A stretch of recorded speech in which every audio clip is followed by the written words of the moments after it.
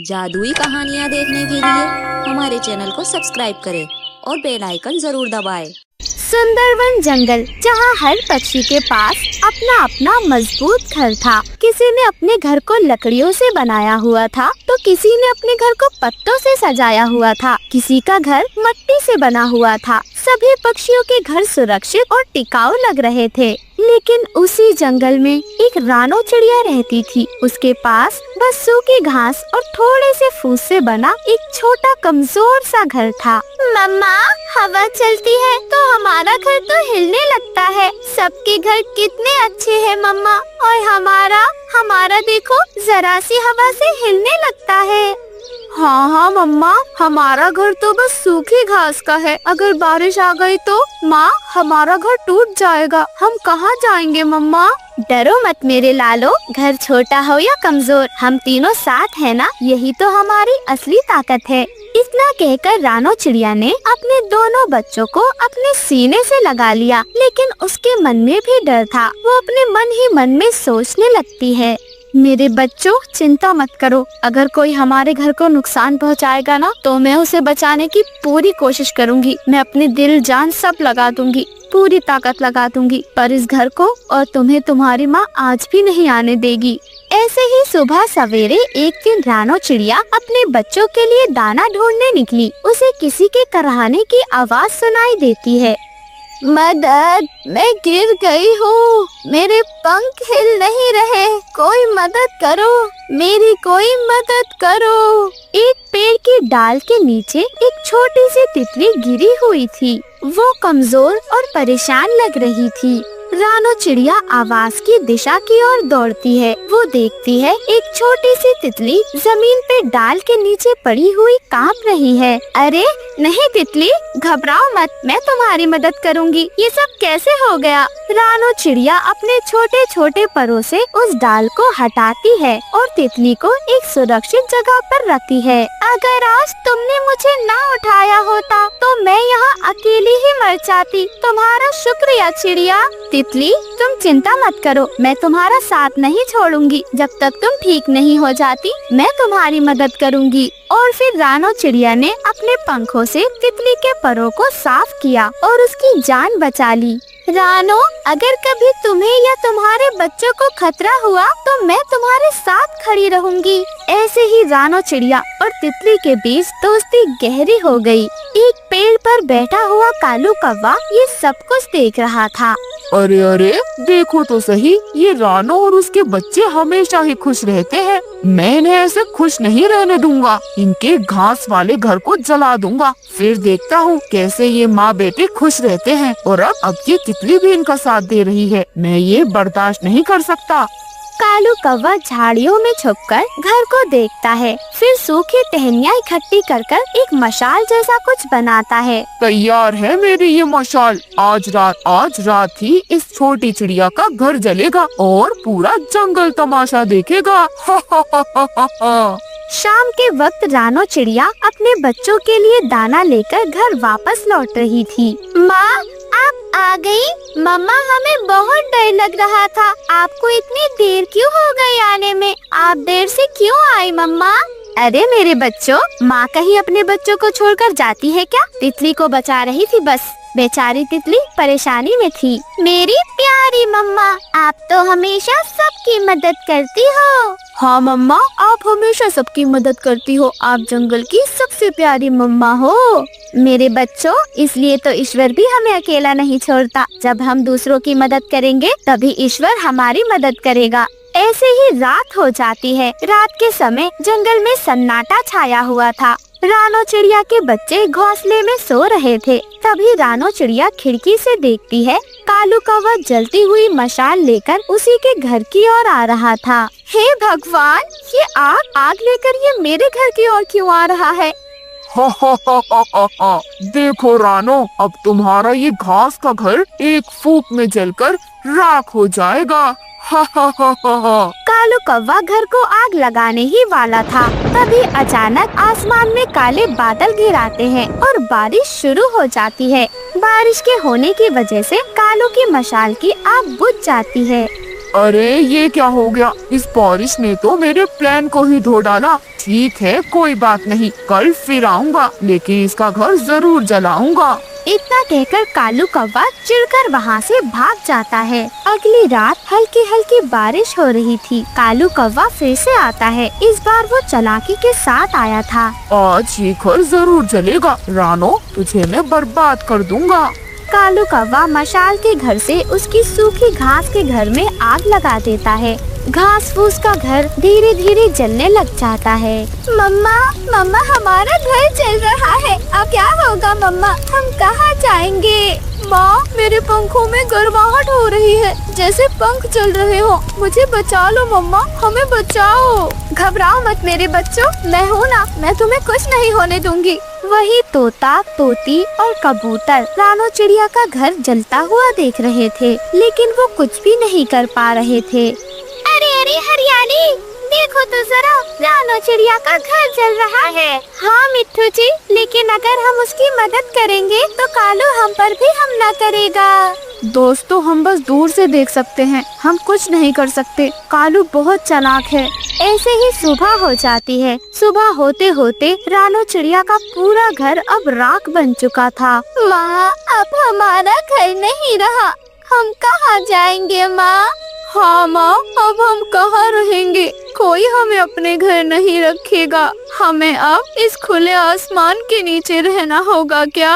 रानो चिड़िया अपने बच्चों को हौसला देती है। मेरे बच्चों, हमारा घर गिर गया है, लेकिन हमारी हिम्मत नहीं गिरी, हम फिर से घर बनाएंगे मेरे बच्चों। रानो चिड़िया अपने बच्चों को लेकर पानी पीने नदी के किनारे चली जाती है। वो नदी किनारे बैठी हुई थी, तभी वहाँ पर वही तितली आती है जिसकी रानो चिड़िया ने मदद की थी। रानो तुम यहाँ उदास बैठी हो, देखो मैं आ गई, मैं तुम्हारा वादा निभाने आई हूँ। रानो तितली बहन, आप मेरी मदद कैसे करोगी? आप तो खुद इतनी छोटी हो, मुझे बस घर चाहिए और कुछ भी नहीं। मेरे बच्चे इस खुले आसमान के नीचे नहीं जी सकते, बारिश आंधी तूफान ये सब मैं कैसे सहूंगी? अगर मैं अकेली होती तो सब बर्दाश्त कर लेती, लेकिन मेरे बच्चे, इनके साथ कैसे जीऊं? कैसे इन्हें मैं परेशान देखूं? एक माँ हूँ मैं। ये सब सुनकर तितली हल्का सा मुस्कुराती है। वो अपने पंख फैलाती है और एक सुनहरी चमकीली रोशनी फैल जाती है। धीरे धीरे एक सुंदर और मजबूत सोने का घर बन जाता है। रानो चिड़िया के दोनों बच्चे जब वो सोने से बना घर देखते हैं तो खुशी से उछलने लगते हैं। बच्चे बहुत खुश थे। माँ माँ, ये तो सोने का घर है, इतना मजबूत, इतना चमकीला, ये तो जंगल के घरों से सबसे सुंदर घर है। माँ, अब जंगल में सबसे सुंदर घर हमारा होगा। हाँ माँ, अब हमसे सब दोस्ती करेंगे, सब हमारे दोस्त बनना चाहेंगे, क्योंकि अब हमारा घर सबसे सुंदर है। तितली बहन, ये तो सोने का घर है, इतना मजबूत, इतना चमकीला। हाँ रानो, जब तुम दूसरों के लिए रोशनी बन सकती हो तो भगवान तुम्हारी मदद में एक सोने का घर तो तुम्हें दे ही सकता है। आपका बहुत बहुत शुक्रिया तितली दीदी, आज मेरे बच्चों को सच्चा आशियाना मिला है। आज तुमने हमारी दुनिया बदल दी। और फिर रानो चिड़िया अपने बच्चों के साथ सोने के घर में खुशी खुशी रहने लगी। घास का घर जल गया था, लेकिन उसकी उम्मीद और उसका प्यार का घर पहले से भी ज्यादा चमकदार हो गया था। इस कहानी से हम सबने सीखा, दूसरों की मदद करो, एक दिन वही मदद सोने के घर में वापस आती है। और घर की असली ताकत दीवारों में नहीं, परिवार के प्यार में होती। इन दिनों जंगल में ठंडी हवाएं चल रही थी। जंगल के सभी पक्षी ठंड से बहुत परेशान थे। अपने अपने घोंसलों में अपने बच्चों को अपने पंखों की गर्मी में समेटे हुए बैठे थे। वहीं दूसरी तरफ एक पेड़ पर रानो चिड़िया अपनी बेटी गुड़िया और बेटे कुकू के साथ बैठी हुई कांप रही थी। अम्मा, कल से पेट जल रहा है, कल से कुछ भी नहीं खाया, पत्ते भी सूख गए, क्या आज हमें कुछ भी नहीं मिलेगा अम्मा?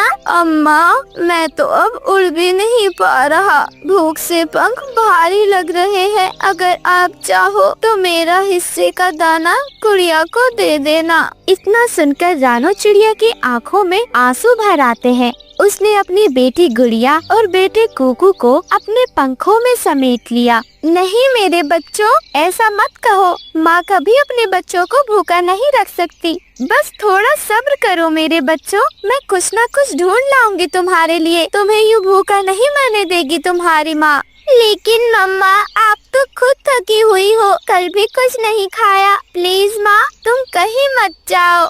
मेरे बच्चों, अगर एक माँ का दम भी निकल जाए ना बेटा, तो वो कभी अपने बच्चों के लिए रोटी ढूंढना नहीं छोड़ती। उसे जब तक चैन नहीं आता, जब तक उसके बच्चों का पेट ना भर जाए। मैं आती हूँ मेरे बच्चों, तुम अपना ख्याल रखना।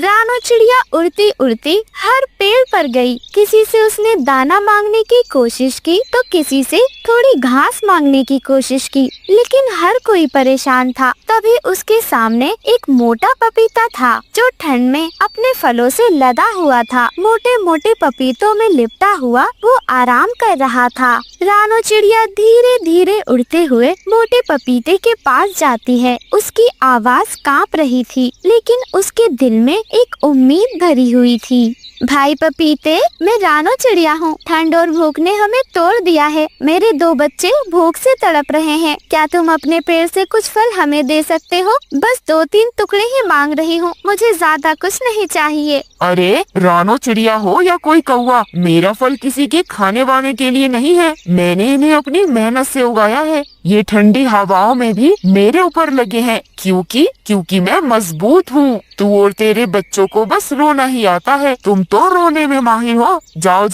जाकर कहीं और उड़ो। इतना कहकर मोटा पपीता अपनी आंखें बंद कर लेता है और फिर से सोने लग जाता है। लेकिन रानो चिड़िया की आंखें भर आती हैं, उसकी आवाज कांपने लगती है। पपीते भाई, बच्चों की भूख का मजाक मत उड़ाओ। माँ बनो तो समझो आप कि एक माँ के लिए अपने बच्चों की आंखों में आंसू देखना ये कितना बड़ा दर्द है। अरे माँ बनना कोई बहुत बड़ी बात नहीं है रानो। मजबूत बनो, तभी जी पाओगी। मेरा फल किसी के लिए नहीं है। अब जाओ यहाँ से। रानो चिड़िया थक हार कर चुप हो जाती है। उसके पंख गीले थे और आंखें लाल थीं, लेकिन दिल में अभी भी उम्मीद भरी हुई थी। वो बिना कुछ कहे वहाँ से उड़ जाती है। रानो चिड़िया अब अपने घोंसले की ओर उड़ रही थी। उड़ते उड़ते जब वो अपने घोंसले के पास पहुँचती है, वो देखती है घोंसले में उसके बच्चे एक दूसरे से सिमटे हुए बैठे हैं। माँ, आप आ गई? क्या कुछ खाने को मिला? किसी ने कुछ दिया क्या आपको? मम्मा, क्या मोटे पपीते ने कुछ दिया आपको? उसने फल दिए क्या? अब हम भूखे नहीं रहेंगे माँ। रानो चिड़िया नहीं चाहती थी कि उसके बच्चों का दिल टूटे, इसलिए वो अपने बच्चों से झूठी मुस्कान के साथ झूठ बोल देती है। हाँ बेटा, उसने कहा है कल जब धूप निकलेगी तब हमें बुलाएगा। आज बस थोड़ा सब्र कर लो मेरे बच्चों।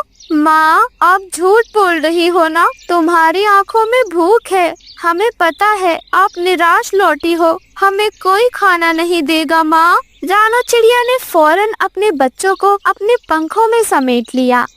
नहीं नहीं मेरे बच्चों, जब एक माँ झूठ बोलती है ना मेरे बच्चे, तो सिर्फ इसलिए ताकि उसके बच्चों का मन ना टूट जाए। धीरे धीरे रात गहरी हो जाती है। रानो अपने दोनों बच्चों को अपने सीने से लगाए खुद ठंड की हवा में कांप रही थी, लेकिन अपने पंखों के बीच उसने अपने बच्चों को गर्म रखा हुआ था। सुबह धूप निकल जाती है। जंगल अब धूप से चमक रहा था। मोटे पपीते के पेड़ के पत्ते साफ साफ खूबसूरती से चमक रहे थे, लेकिन मोटे पपीते के दिल में एक अजीब सा भारीपन महसूस हो रहा था। वो सोचने लगता है, रानो चिड़िया की आंखों में वो दर्द, वो बच्चों की तड़प, शायद मैंने गलत किया है उसके साथ। तभी मोटे पपीते की नजर रानो चिड़िया पर पड़ती है, जो शायद अपने बच्चों के लिए दाने की तलाश कर रही थी। मोटा पपीता अपने 1-2 फलों को नीचे गिरा देता है। रानो उसे देख लेती है कि मोटे पेड़ के पपीते के फल नीचे गिरे हुए हैं।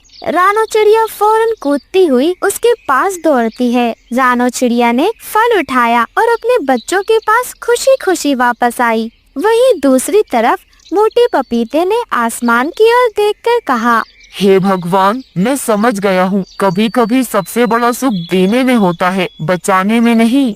मोटे पपीते की आंखों से आंसू झलक आए और उसने ये फैसला किया कि अब वो जंगल के सभी पक्षियों की मदद करेगा।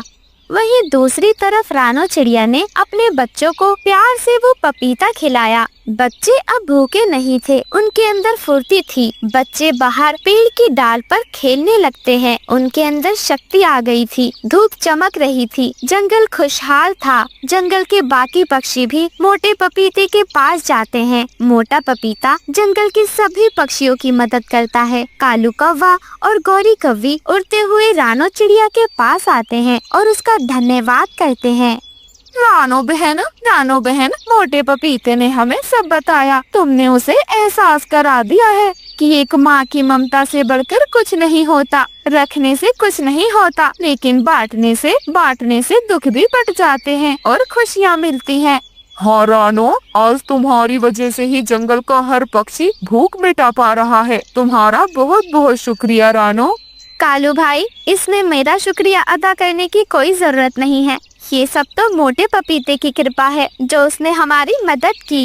एक शाम जंगल में तेज हवाएं चलती हैं, जिससे पक्षियों के घोंसले टूटकर नीचे गिर जाते हैं। जंगल के सभी पक्षी बहुत परेशान थे। तभी मोटा पपीता सबको आवाज लगाता है, जंगल के पक्षियों, यहाँ आओ, मेरी तरफ आओ, मैं तुम्हें घर बना कर दूंगा। और फिर जंगल के सभी पक्षी उड़ते हुए मोटे पपीते के पास जाते हैं। मोटा पपीता उन सबको सुंदर सुंदर घर बना कर देता है। जंगल के सभी पक्षी अब उन घरों में हंसी खुशी रहने लगते हैं। पपीते भैया, आपको देखकर दिल अंदर से खुश हुआ है। देखना, भगवान आपकी हर इच्छा पूरी करेगा। आपने मुझे ही नहीं बल्कि जंगल के सभी पक्षियों को एक नई जिंदगी दी है। आपने हमारी भूख ही नहीं मिटाई बल्कि हमें रहने के लिए आसरा भी दिया। आपका बहुत बहुत धन्यवाद। रानो, आज तुम्हारी वजह से मैं बदल पाया। आज मैं वो पहले वाला मोटा पपीता नहीं हूँ जो सिर्फ अपनी ही अकड़ में रहता था। आज मैं वो हूँ जो जंगल के सभी पक्षियों का दोस्त बनकर रहना चाहता हूँ। इस कहानी ने हमें सिखाया, जो दिल दूसरों की भूख और दर्द को समझे वही सच्चा अमीर होता है। कभी भी किसी की मजबूरी का मजाक मत उड़ाओ, क्योंकि आज जो भूखा है कल वही तुम्हें छांव भी दे सकता। सर्दियों की सुबह थी। पूरा जंगल सफेद चादर से ढका हुआ था। पेड़ों की डालियां सिर्फ बर्फ से चमक रही थी और हवा में ठुठरन थी। रानो चिड़िया अपने छोटे से घोंसले में अपने बच्चों गुड़िया और कुकू को अपने पंखों में समेटे हुए बैठी थी। हाय राम, आज तो इतनी ठंडक है कि पंख भी चम रहे हैं मेरे, लेकिन बच्चों को दाना तो चाहिए ही है। कुछ ना कुछ ढूंढना ही पड़ेगा मुझे।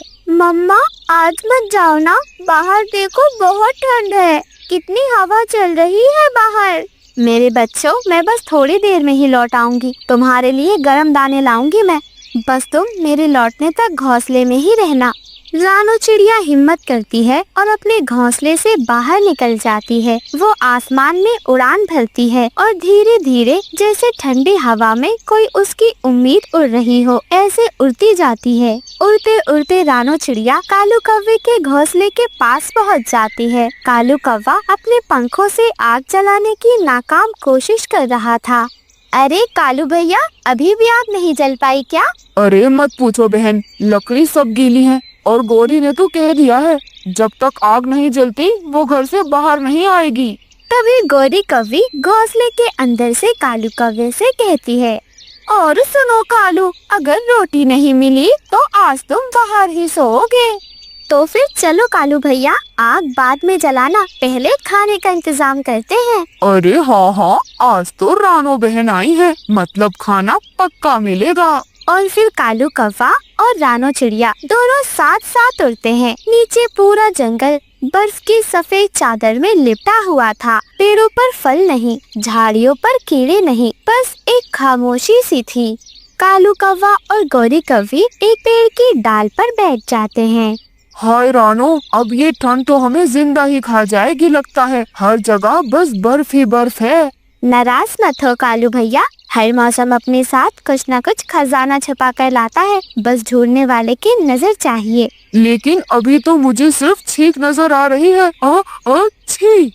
रानू चिड़िया और कालू कौवा दोनों फिर से उड़ान भरते हैं। वो एक पुराने सेब के पेड़ के पास उतरते हैं। कुछ जमे हुए सेब बर्फ के नीचे दबे हुए थे। अरे कालू भैया देखो, ये सेब तो अभी भी बिल्कुल ठीक है। अरे वाह रानो, आज तो तुमने जान बचा ली, वरना वो गोरी घुसने नहीं देती घर में मुझे। रानू चिड़िया और कालू कौवा दोनों भूखे थे। वो दोनों सेब खाते हैं और फिर धीरे धीरे उड़ने लगते हैं। रानू चिड़िया को दूर बर्फ में एक चमकती हुई चीज नजर आती है। वो फौरन उसके पीछे जाती है। कालू कौवा भी उसके पीछे पीछे ही था। जब रानू चिड़िया अपने पंखों से बर्फ को हटाती है तो उसे चमकती हुई एक बर्फ की बॉल मिलती है। अरे कालू भैया, ये देखो, ये क्या है? ये तो चमकता हुआ बर्फ का गोला है।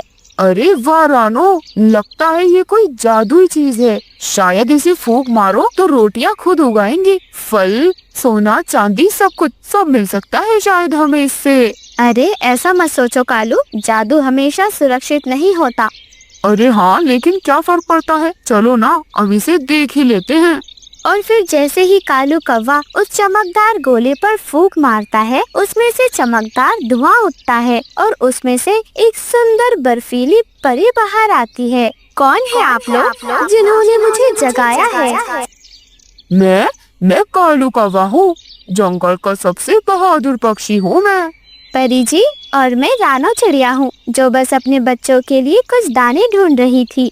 अच्छा ठीक है, तुम दोनों को अब एक एक वरदान मिलेगा, लेकिन याद रहे सोच समझ कर मांगना। मुझे चाहिए बर्फ से बना एक बहुत बड़ा महल, जिसमें मैं राजा बनकर रह सकूं। हाँ कालू, लालच बुरी बला है, लेकिन जैसा मैंने वादा किया है, मैं तुम्हारे लिए नहीं बल्कि पूरे जंगल के पक्षियों के लिए इग्लू के गर्म घर बनाऊंगी, जो होंगे तो बर्फ के, लेकिन अंदर से सुरक्षित, मजबूत और गर्म होंगे। और फिर वो परी इग्लू के सुंदर सुंदर घर बना देती है।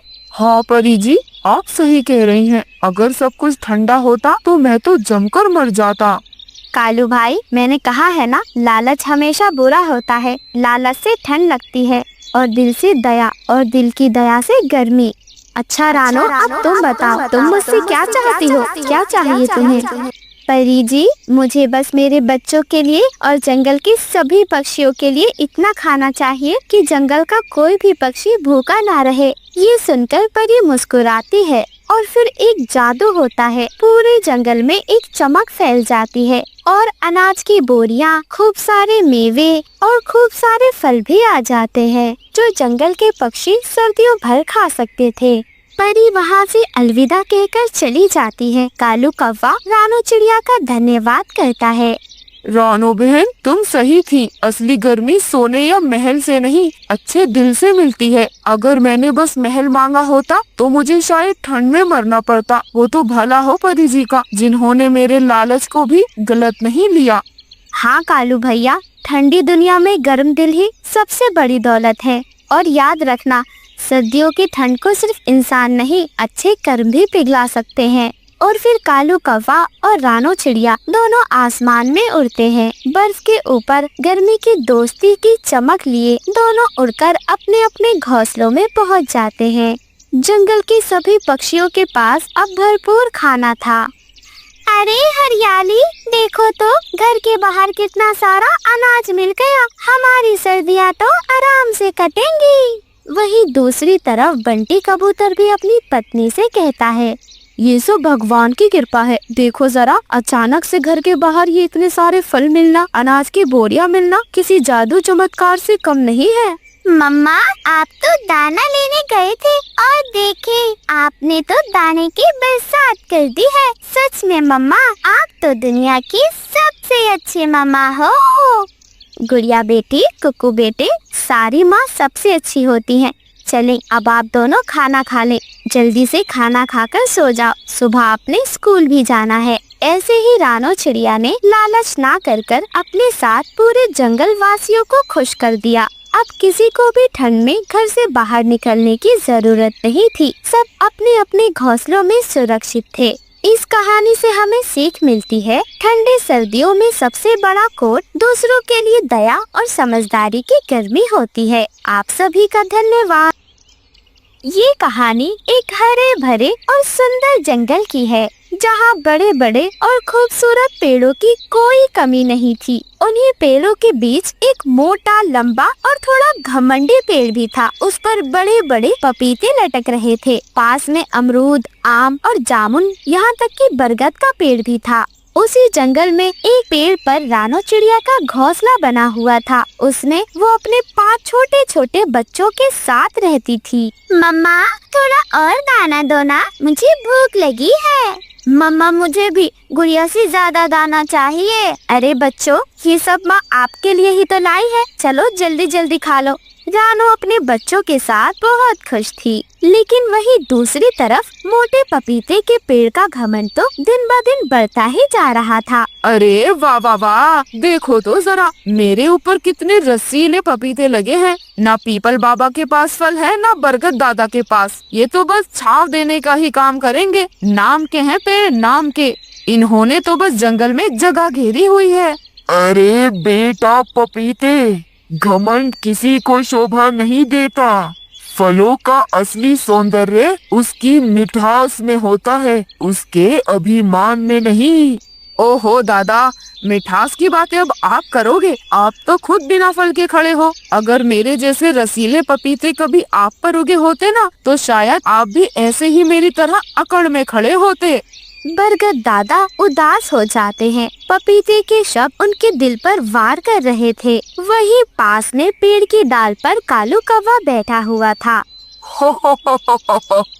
सही कहा पपीते भैया, इतनी बड़ी बड़ी डालें हैं दादा की, लेकिन फल का तो नामो निशान नहीं है। कम से कम तुमने तो अपनी इज्जत रख ली है जंगल में।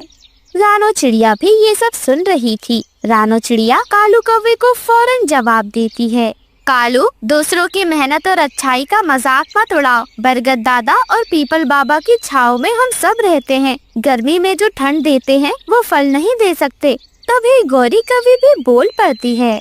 अरे अरे, रहने दो रानो, तुम तो हमेशा बस उपदेश देने लगती हो। पपीते भाई तो सच बोल रहे हैं। जंगल में जो फल वाला है वही असली राजा है पेड़ों का। तभी आम का पेड़ मुस्कुराते हुए कहता है। पपीते बेटा, याद रखो, हर पेड़ का अपना समय होता है। जब बारिशें ज्यादा होती है ना, तो भारी फल भी गिर जाते हैं। समय आने दो, तब तुम समझोगे कि पेड़ की असली ताकत क्या होती है।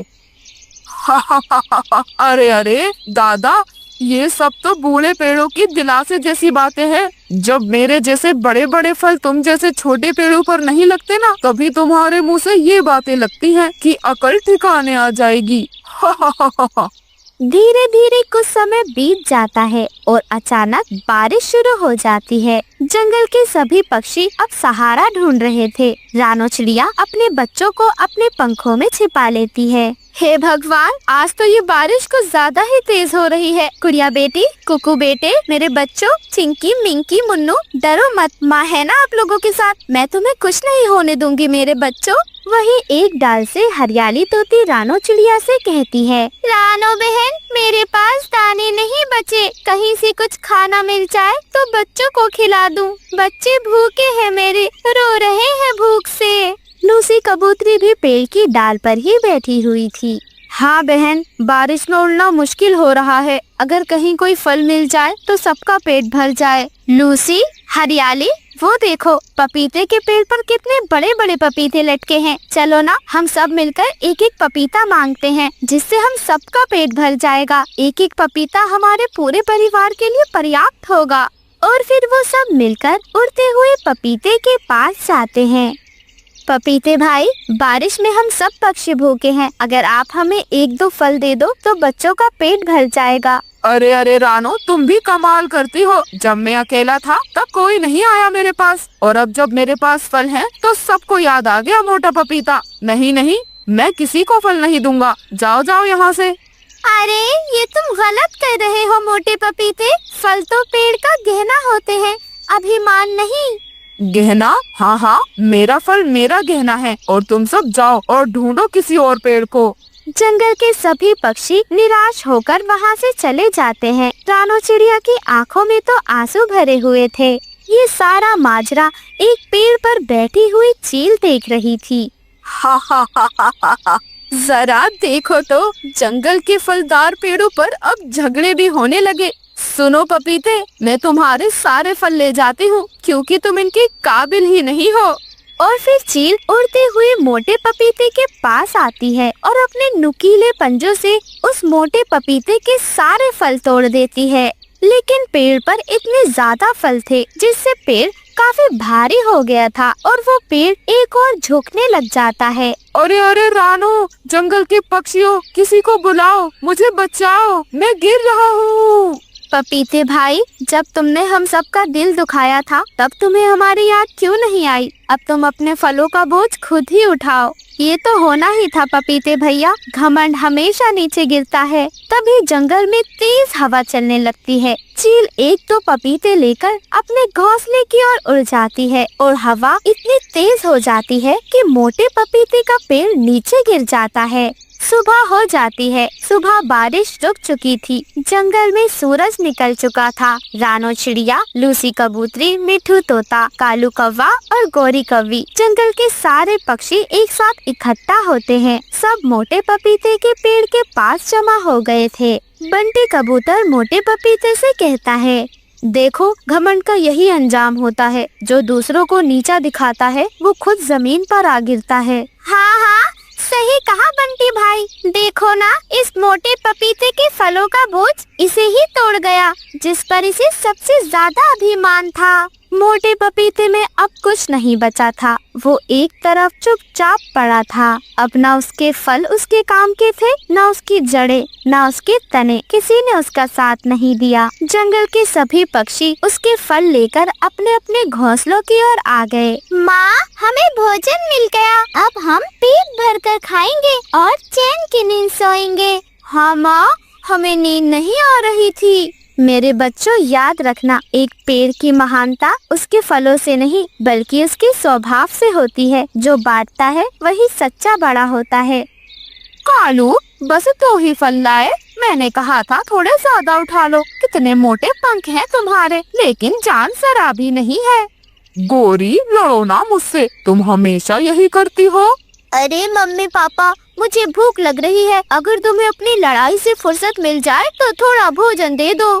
जंगल के सभी पक्षियों के पेट भर चुके थे और जंगल में शांति थी। इस कहानी से हमें सीखना चाहिए कि घमंड इंसान को ही नहीं, उसके अच्छे कर्मों को भी तोड़ देता है। जो दूसरों की मदद करता है वही असली बड़ा होता है। रामपुर नाम के एक छोटे से गांव में राधा नाम की एक औरत रहा करती थी। वो अकेले अपनी बेटी के साथ रहा करती थी। उसका एक खेत था और उसका बेटा उसी खेत में काम किया करता था। राधा के बेटे का नाम रामू था। वो बहुत ही ज्यादा संस्कारी और भोला इंसान था। उसका बेटा शादी के लायक हो गया था। राधा को अपने बेटे की शादी की चिंता सताया करती थी। राधा अपने बेटे की शादी के लिए रिश्ते ढूंढती रहती थी। कभी वो पड़ोस की औरतों से कहती थी तो कभी रिश्तेदारों से। रामू के लिए रिश्ते आया ही करते थे। वो दिखने में बहुत अच्छा था और संस्कारी भी बहुत था। देखते ही देखते राधा के लड़के के लिए एक रिश्ता आता है, वो भी एक अच्छे घर से। लड़की बहुत ही ज्यादा पढ़ी लिखी थी। कुछ ही दिनों में राधा अपने बेटे का रिश्ता तय कर देती है और कुछ महीनों में उन दोनों की शादी बड़े ही धूमधाम से हो जाती है। शादी होने के बाद कुछ दिन तक तो सब कुछ ठीक चल रहा था। राधा अपने घर को भी संभालती थी और अपने खेत को भी। वो अपने बेटे के साथ उसकी मदद किया करती थी। एक दिन की बात है। काजल बेटा, मैं रामू के साथ खेत में काम करने के लिए जा रही हूँ और अब से बेटा तुम्हें ही इस घर को संभालना है। खाना भी तुम्हें ही बनाना है और घर के काम भी देखने हैं। काजल बहुत ज्यादा पढ़ी लिखी थी। रामू ने इतनी पढ़ाई नहीं की थी, इसीलिए उसे अपनी पढ़ाई पर बहुत घमंड था। वो घर का काम करना भी जरूरी नहीं समझती थी। तभी वो राधा से कहती है, अरे माँ जी, मुझे ये घर का काम वाम करना नहीं आता है। मुझसे ये सब नहीं होता है। मैं ये सब कुछ खाना वाना नहीं बना सकती हूँ। मैं यहाँ कोई काम करने के लिए थोड़ी आई हूँ, मैं कोई नौकरानी थोड़ी ना हूँ। बेटा, ये तुम कैसी बातें कर रही हो? ये तुम्हारा ही घर है और तुम्हें इसे संभालना ही होगा। माँ, मैं घर का काम करूँ? माँ, मैं अकेली क्या क्या करूँ? मैं स्कूल भी जाती हूँ बच्चों को पढ़ाने के लिए, फिर आकर घर का काम भी करूँ। माँ जी, ये सब मुझसे नहीं होता है। बेटा, मैं सुबह घर का काम करती तो हूँ और शाम का तुम संभाल सकती हो। ऐसे में रामू की मदद भी कर सकती हूँ। बेटा, खेत में काम बहुत रहता है। नहीं माँ जी, मैं ये सब नहीं जानती, ये सब आपको ही करना होगा। एक काम कीजिए ना माँ जी, आप घर का काम कीजिए और शाम को रामू के साथ मैं काम कर लूंगी। बेटा, मैं तो तुम्हारे बारे में ही सोच रही थी। खेत का काम तुमने कभी नहीं किया है और तुमसे होगा भी नहीं। अरे माँ जी, बस कीजिए, ये कोई इतना भी कठिन काम नहीं है, मैं सब कर लूंगी। काजल शाम को खेत में जाती है रामू की मदद करने के लिए। रामू बेचारा अकेले ही धूप में काम करता है। काजल तो वहां जाकर चुपचाप बैठ जाती है और कुछ भी नहीं करती है। रामू उसे कुछ कह भी नहीं सकता था क्योंकि वो बहुत भोला था। काजल के आगे रामू की बिल्कुल नहीं चलती थी। वो खेत का काम अकेले ही करता था। वो इतना थक जाता था कि उसे घर जाकर नींद ही आती थी। जब उसकी माँ उसकी मदद करती थी तो उसकी काफी मदद होती थी, इसीलिए वो इतना नहीं थकता था। कुछ दिन तक तो रामू काम ही कर रहा था, लेकिन खेत का काम अकेले करते करते उसकी तबीयत बहुत ज्यादा खराब हो जाती है और वो इस बारे में अपनी माँ को नहीं बताता है कि वो अकेले ही काम कर रहा था। बेचारा रामू अब बिस्तर पकड़ लेता है। उसकी तबीयत बहुत खराब थी। अब दोनों सास बहू घर का खाना बनाने के बाद रामू को दवाई देती थी और दोनों खेत में काम करने के लिए जाती थी। रामू की ऐसी हालत देखकर दोनों बहुत ज्यादा परेशान रहती थी और खेत में काम उन दोनों को करना ही पड़ता था। कुछ दिन तक तो काजल को बहुत नाटक आते हैं, लेकिन जब वो अपनी सास को देखती है तो वो यही सोचती है कि अगर इन्होंने भी अकेले काम किया तो ये भी बीमार पड़ जाएगी। काजल को थोड़ी दया आ जाती है और वो अपनी सास के साथ खेत में काम करवाने लगती है। वो खेत देखने में बहुत खूबसूरत था। वहाँ पर बहुत अच्छी अच्छी सब्जियाँ उगने लगती है। राधा की माँ कुछ सब्जियाँ वहाँ से निकाल कर घर पे बनाने के लिए लाती है और काजल को कहती है, काजल बेटा, तुम ये सब्जियाँ अपने हाथों से बनाकर रामू को खिलाओ, फिर देखना इसका कमाल। माँ जी, अब इसमें कमाल क्या ही देखना है, सब्जियाँ जैसी सब्जियाँ हैं और क्या ही करना है। अरे बेटा, हमारा खेत कोई मामूली खेत नहीं है, वह हमारे पूर्वजों का दिया हुआ आशीर्वाद है। इसीलिए तो हम माँ बेटे उस पर इतनी मेहनत करते हैं और उसका इतना ख्याल रखते हैं। माँ जी की बात सुनकर काजल खाना बनाने लगती है और वो खाना रामू को परोसती है। रामू की तबीयत पहले से बहुत बेहतर हो जाती है क्योंकि वो सब्जियाँ कोई मामूली सब्जियाँ नहीं थी, वो जादुई सब्जियाँ थी। और दोनों माँ बेटे उस खेत पर इसीलिए मेहनत करते थे क्योंकि उन सब्जियों को उगने में काफी साल लग जाते थे और इस साल वो सब्जियाँ बहुत ही अच्छे से उग गई थी। काजल भी उस सब्जी को खाती है और उन सब्जियों को खाने के बाद मानो काजल का तो स्वभाव ही बदल जाता है। वो अपनी सास का हर कहना मानती थी और अपने पति का हाथ भी बटाती थी और घर में वो सारा काम अकेली ही कर लिया करती थी। ऐसे काजल की जिंदगी और भी ज्यादा बेहतर हो गई।